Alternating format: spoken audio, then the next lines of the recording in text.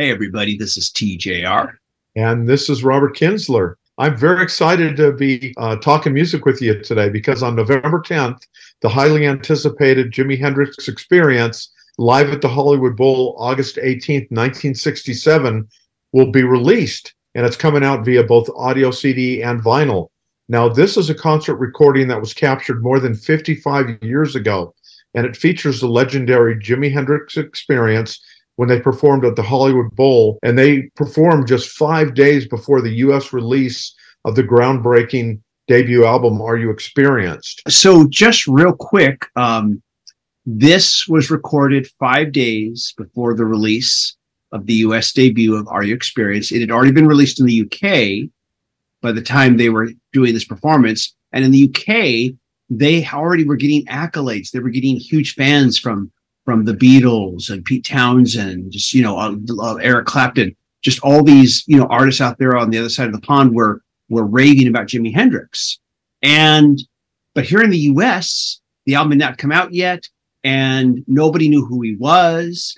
And he was opening for the Mamas and Papas at the Hollywood Bowl. Crazy, isn't it? And the audience did not know who he was. Apparently, they were rather puzzled by him being more of a folk crowd. They were rather puzzled by his performance. This is kind of, in a way, very similar to the recent release of The Doors Live at the Matrix, where they're not that well known. And exactly. So you kind of, the band has an uphill battle during this performance with the audience, trying to win them over. And we should mention this album has never been bootlegged. That's another thing. It has never been bootlegged. It's never basically been heard. Like they said, obviously there's never been an official release, but as the record label told us, it's never even been available via any kind of bootleg or anywhere else, even like a radio broadcast. I was not even aware of this recording before I got the press release a few months ago that it was coming out. Yeah. And I noticed that the album opens, we'll talk about the tracks in a moment here, but as I listened, I could get the impression from some of the audience chatter, some of Jimmy's comments to the audience, that he was definitely fighting an uphill battle.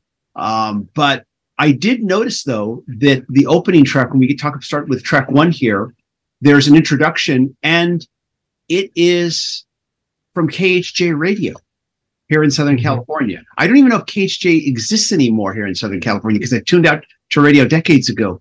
But I remember as a kid growing up hearing KHJ Radio. They were a hit radio station. And, exactly. And they would play the Mamas. I don't think it's around now, but man, was it a big part of our childhood?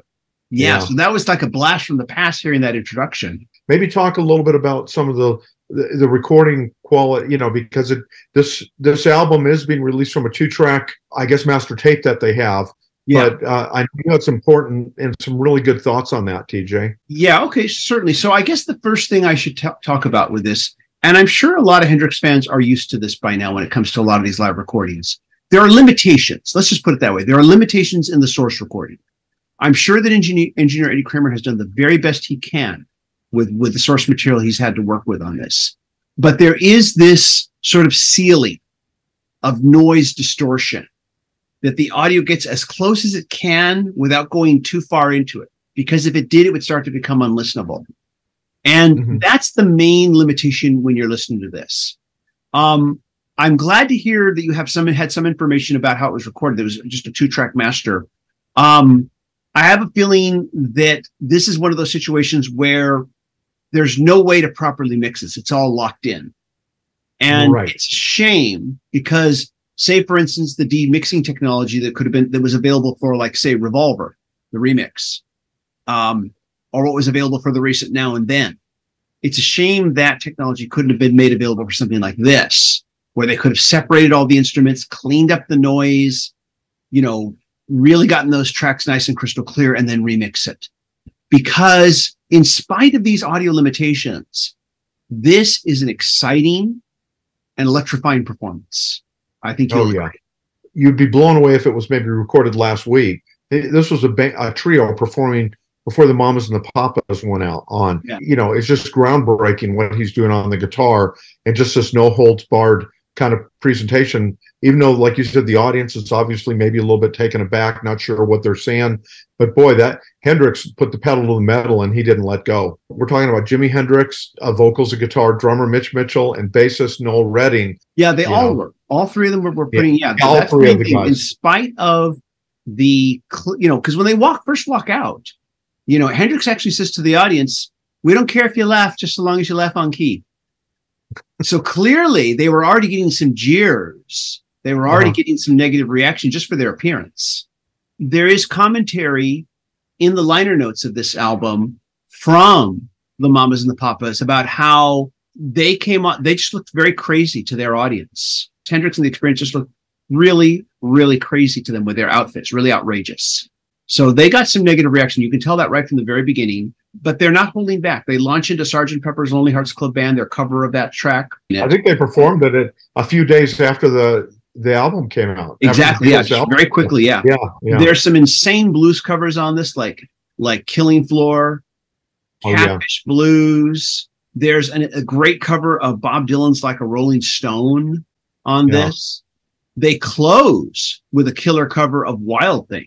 Right, by the a few tracks maybe start a little rough, then they just start cooking with grease. One track was like that was a little rough was Purple Haze. They start a little rough, but then they really start to cook once they get going. It's not a perfect performance. There is on what you call The Wind Cries Mary. It's beautifully played. Hendrix forgets the second verse of lyrics and then comes back in. And it didn't matter to me because just his playing was so fantastic on it, and the rest of the band was playing so well. And his vocals on his on The Wind Cries Mary. I mean, I know that there's a couple, like you said, very minor flubs, and his vocals on that are just great because you think about it, he's delivering this really good, effective vocal performance, even where he's maybe battling, the audience a little bit, but it shows what consummate, performer he was. Not just this groundbreaking, mind-blowing guitar player, but he really was, had confidence in what he was doing. Absolutely. And in fact, their rendition, this live rendition of Fire, is one of the most energized versions of the song I've ever heard. And also on Foxy Lady, the solo in there, I think is more shredding than what they did on the album. I think it was a much more shredding version of the guitar solo. Yeah. So there's a lot to appreciate and enjoy. I think it's mostly going to be enjoyed by... No, I was going to just say on Foxy Lady, sort of cut you off, TJ. My notes here is that his guitar work is ferocious and bewitching. So it's not only, he's letting go, but also it pulls you in with the magic of it.